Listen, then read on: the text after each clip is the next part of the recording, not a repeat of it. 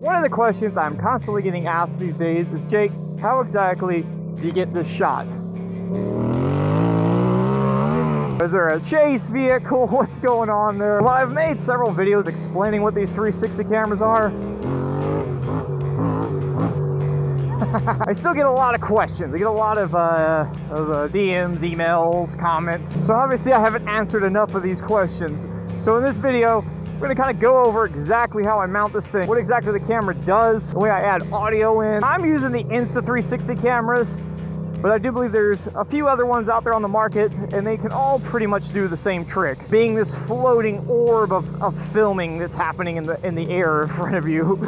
But before we can talk about how you mount the camera, I think it's important you have some understanding of how it works. With the understanding of how it works, you'll be able to set it up better. If you're confident you understand how these 360 cameras work and you don't think you need to see this, to the chapters at the bottom and skip ahead. So if we look at just this half of the camera here, you have a normal sort of action camera, 180 degree or so, very wide angle lens. What 360 cameras do is they add another one directly on the other side going the other way. Now we're filming 180 degrees over here, 180 degrees over here. And then the camera uses software to stitch those two together. You'll actually have two files every time you record. And a data file as well, with a bunch of gyro information in there. But you really have a dome and then another dome, and we put them together. And we call it a 360 camera, but really it's like a spherical camera. That's why the files out of these things are huge, and you need to be kind of smart on how you use them. It's not really the best camera to just have run on repeat. You will eat through batteries and memory very, very quickly. But when used correctly, you get a lot of really good advantages from this setup. When you're filming an entire sphere, and you know you want to crop it and just get a single shot, you end up with the best level of stabilization in the world with none of the real drawbacks. We can level the horizon, we can make sure we're focused in on what we want to stay focused on, despite all the movements the camera does. Now, the camera is not completely perfect. We notice there is a zone where it did not fully film. There's going to be a line in your shot, a full 360 degree ring where the two images have to be stitched together. The software has some good stuff in there to sort of fix that, sort of stitch those two back together and kind of blend the area that it kind of lost. Things as they get further out look pretty good on it. Things up quite close can definitely look a bit odd, and this is why it is important when you're setting the camera up. Even though it is filming in every direction, you want to think about how you position it. We'll talk more about that in a bit, but we actually get to take advantage of that as well. Insta360 calls their selfie stick the invisible selfie stick. It's not actually like invisible or magic. It's just taking advantage of a flaw in the camera. You put the stick right in the middle, then the camera really won't see it as it blends these two together and tries to fill in the gap. And that's how you get the invisible selfie stick. That's how you get the whole camera crew following you without a camera crew following you. I think a lot of people think there's something magical in the software that's like deleting out the stick on the fly. No. We have our Insta360 camera on an invisible selfie stick. This is a little beat up looking. I've gone through a couple of these. So how exactly do we mount this to the bike? Well, one of the easiest things I've found to do is to add one of these, a ram mount ball, directly on the bottom. And this is very simple. This is just a ram mount ball with a camera thread attachment. Now the ram mount system is super cool. If you've never seen these before, this is my favorite way of mounting all kinds of things. That's how my GPS over there is mounted. You've got these balls, you've got these arms, and you can lock things together like this. So let's say we put it like this, and let's say we want to get a real cool sideways shot, like we were filming in the beginning. We see it, we just leave that on its own. Even if we absolutely crank this down, it's going to fall. So typically what I try to do is actually add a second or sometimes even third point that holds this stick somewhere. Easiest and simplest way you can do that is with a Velcro strap. And this is how we got the shot you guys were just watching. Simple enough. One of the other things you want to do, of course, is orient the camera. Remember we were talking about this before, the split line. Find kind of a sideways shot like this. It's kind of good to have it set this way, because then you think the split line is here. You're typically focused right here. You're far enough out that little bits in there that get cut shouldn't be too odd looking. What you really don't want to do is have it like this. I thought at first this would be the way to do it, but this just puts the split line directly across the bike. It's a bit odd looking. Plus, one of the lenses is getting a lot of light directly on the sun, causing lens flares and things, and the other one's not. So it's very obvious between the two lenses. And on top of that, one of the other things you want to do, especially if you're riding off-road and you're hitting a lot of dust, you want to carry a microfiber cloth on you and pretty regularly wipe these lenses off. But let's look at some other shots. You guys just saw this one. We can add a bunch of ram mount balls all over the bike. Or if we have a cage like this, we can get these ram mount balls that are on a clamp here, and these give us a lot of options because we can move these all over, especially if you have cages like this on your bike. So let me show you a setup that I might do with this. You can see a ram mount arm connected to two ram mount clamps. We want to add some support. We don't want this flopping all around. Just add another attachment point here. Now you might need to play with these. Like right here, I've got it mounted up, but this is still really close to this. The further out on here, the arm, we can get this, the more stable it'll be. Like as this, even if I tighten this way down, see, it's still got a good bit of movement. So let me play with these and see what I can come up with. I've got this set up like that, and that's actually pretty good up and down now. It's got a little bit of wiggle to it. Also still apply this strap if we want. What that'll do is just add some tension to it. Don't pull the bike over. All right, let's see the super long low angle. Such a cool look, very cinematic-y, and also kind of sketchy. With it in this setup, we gotta be really careful, particularly with those right-hand turns, how far we lean. The camera is very close to the ground. We gotta watch for the terrain that we're going across. We're also making ourselves stick out a little bit here. You know, right here, it's no big deal. There's nothing on the side of the road, but if we were out in the city, this is a very, very sketchy way to run the camera. Looks super cool. I always feel like the lower you can get this camera, the neater it is. Even with a chase vehicle, it's hard to get this exact shot. But it does come with a number of drawbacks. It also looks kind of cool when you... Any of the side angles can be really good for things like wheelies. Here's another angle I personally really like is the forward out camera setup. It's safer to use in traffic. Like I've been on the highway with it set up like this. It's not really a problem, you know. I can lean the bike, I can ride around, I can pretty much do everything. Maybe if I was doing some crazy big stoppy, I might be in trouble, but probably not with these knobbies. I'm gonna be doing that. It's pretty good for just, you know, little wheelies like that too. And having the camera more out front there also really helps show the lean a lot more if you're doing some cornering. The downsides to this angle, to get the cut line where it looks right, we need to put the camera at the sort of sideways angle, which I was saying before is not the best. And I don't know if you've been able to see it yet, but we are going to be getting some sort of glaring on one of the lenses and not the other. The other problem that you can run into by running it this way is if you have really, really bright headlights on your bike, it can cause some weird stuff on these. Now in the middle of the day with the low beam on, and I'll run my fog lights off to try to help, it's better, but at night it would be too much for this angle right here. It just blast the camera out. But I do feel like a very distinguished gentleman when it's like this. Hey, look at me. And it's also good if you're going to be talking at the camera a bit, you know, if you're going to be doing like kind of a vlog style video. You know, normally when you're going up some kind of crazy hill or doing something, you're like, you always say the same thing, like, oh, the action camera, the GoPro, the whatever, doesn't really show the angle. But here with these cameras, you kind of do get a sense of the angle, I feel like.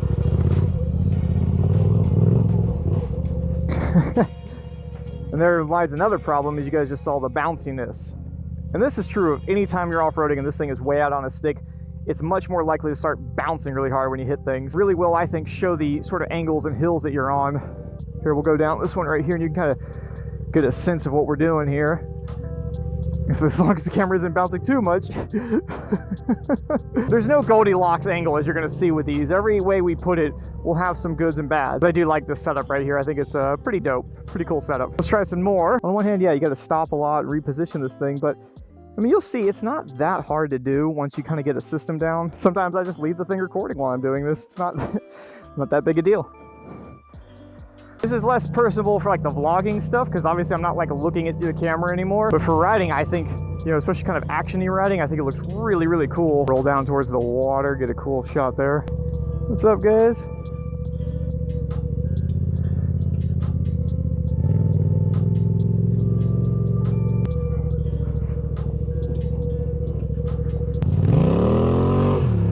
The Grand Theft Auto cam. Creative here. I just use a single clamp and then just sort of strap it to the bag. That'll work. It's got a little floatiness to it. Some degree, being overly rigid isn't always the best either. But anyway, Grand Theft Auto cam. Woo! Do wheelies, stoppies, leaning over hard. Everything looks kind of lamer to me in this viewpoint. I mean, what's your thoughts? Maybe you like this one, but I just feel like this doesn't look as cool. Let's go up these hills again. Same kind of shots we did before, but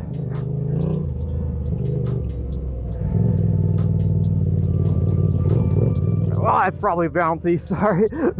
I'm just showing you options here. It's your decision, ultimately. What do you think looks good?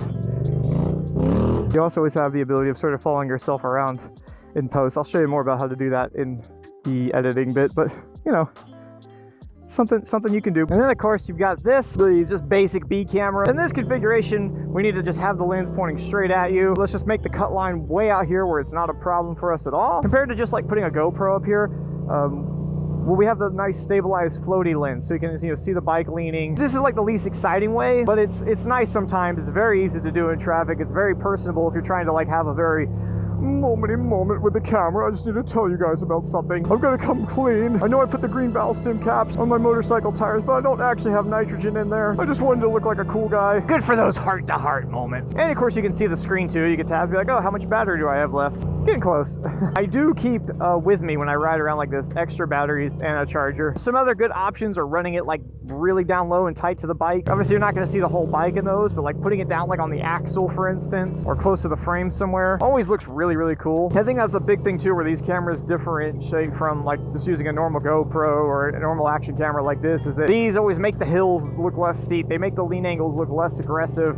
They make everything look lamer. And this cameras tend to do the opposite. They make everything look way more just cool and crazy and making you look like a complete badass. This video came out about a week ago on Patreon. Ad-free, censor-free, and it only costs $1 a month to access the Patreon. Helps support this channel and keeps it going. We have an exclusive Discord in there. Check it out sometime. You should know that the audio coming off of these 360 cameras is never going to be great. If your goal is to just record some cool shots, delete the audio out of it and put your own audio over it, some music or something like that, just trying to make some cool shots to put on the TikTok or Instagram or whatever, then no big deal. You can sort of just skip to the editing part at this point. But if you want to have audio and or you may even want a second camera point, maybe on your helmet, well then you need to add some more equipment. You can use a separate audio recorder if you need to. Personally, that's what I'm using right now. I'm using a Zoom H2N. This is a bit obnoxious because every time I put my helmet on, I have to unplug and plug in a wire. Every time I start the cameras or turn them off, I have to start a recorder. Either way, if you're going to run audio through an extra camera or an audio recorder, you're still starting these cameras and all these audio devices and then having to sync them. This is a very important part. That way we can delete the audio or mute the audio from the 360 camera and use the audio inside the helmet. Typically what I do is I start all the cameras in the recorder, say some random numbers or silliness. Barky dogs in the sky. And you give a big old clap.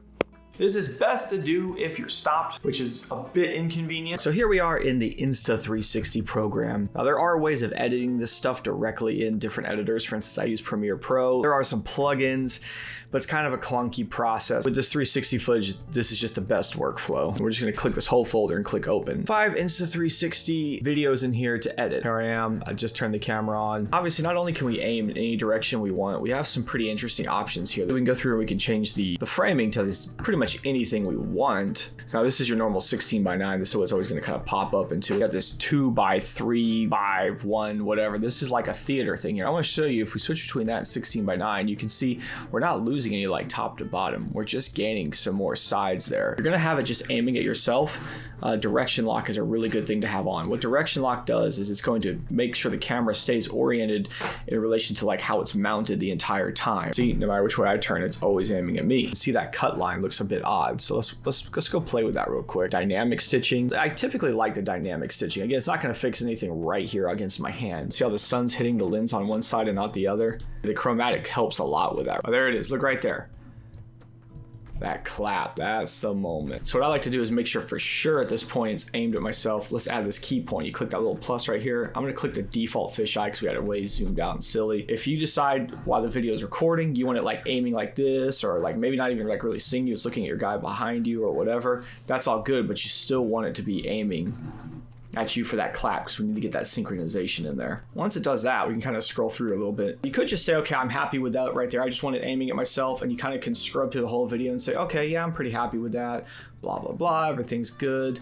That would be the simplest way to do that, okay? Sometimes it's fun to sort of change the shot up. You can always like add another waypoint, change the angle, but you gotta remember it's gonna blend between the last one and the new one you made. Let's say at some point up here, we bring it back around to this angle. All that's gonna do then is just do a slow kind of turn like this. And little things like this make it look a little more lively than just sort of sitting here sort of fixed in one location. Most of the time it's literally me doing this and then just scrubbing through the whole footage. And you can see right here, it's basically fine. You can click this little guy right here, it says deep track. We're gonna click that. Let's just highlight like my helmet. I'm gonna say start tracking. And look at this, it's gonna do it for me. Now you may think, why not just do that for the whole video then if you wanted to like track really good? As you can see, it's not super fast. Let's say you're actually ready to render this one out right here. So what you'd want to do then is just simply go to start export. The bit rate, which it turns up to 100, that's probably fine. I tend to switch this to 1440. Do that, you click start export, but you get all these running at once. Walk away from the computer, go have some lunch or something. Here we are in Premiere Pro. This is what I use. And what I'm going to show you here is how we set up sort of adding audio in and multiple camera angles. There's a few different ways to do this. So here's the clap right on that frame. Boom, boom, boom, boom, bam, there it is. Yep, and it's the noise, it's the hit. Yep, that's good. Let's click on that. Look how there's a single spike right there. That's probably it. In the sky. Yep. Okay, I'm just gonna select all those, create multicam sequence here, and what we wanna make sure is that we are using clip markers right here.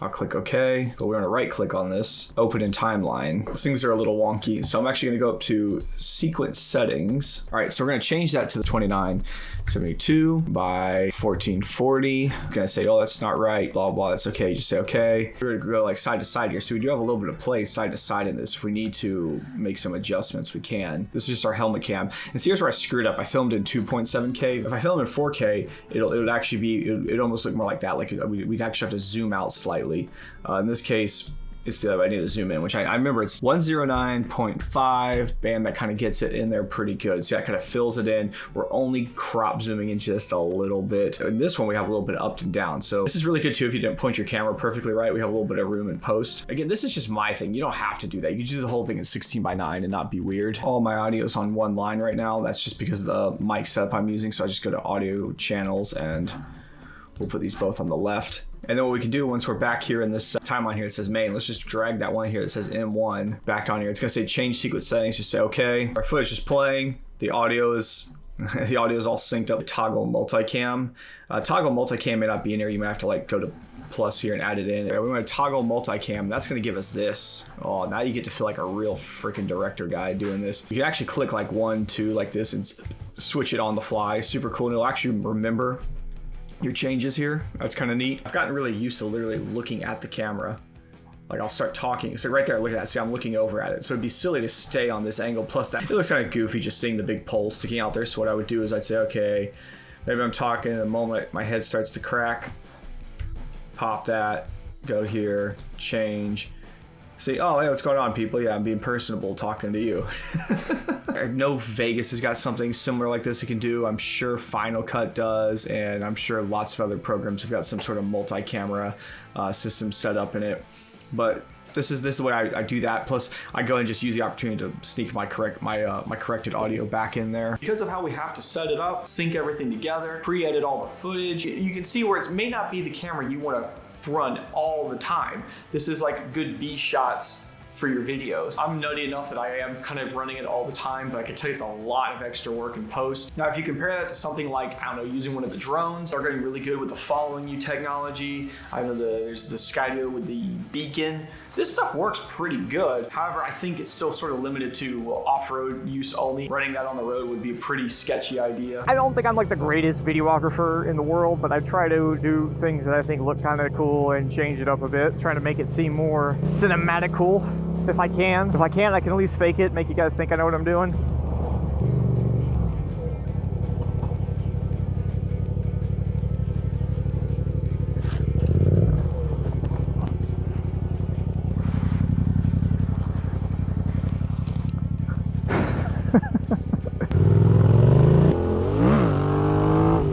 Hope that helps. If you're waiting for the second part to the suspension video, I should be finishing that up tomorrow. We actually got the forks colors changed. They're no longer gold. If you've been following me on Instagram and keeping up with my story, you even know about that. I'll see you in the next video. Thank you for watching. Be sure to like and subscribe. All those things you're supposed to say as a YouTuber. Woo!